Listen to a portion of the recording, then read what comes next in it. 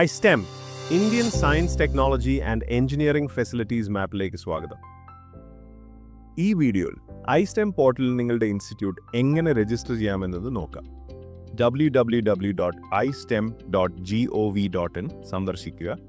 മുകളിൽ വലതുവശത്തുള്ള register now click ചെയ്ത് ഇൻസ്റ്റിറ്റ്യൂഷൻ/റിസോഴ്സസ് രജിസ്ട്രേഷൻ തിരഞ്ഞെടുക്കുക.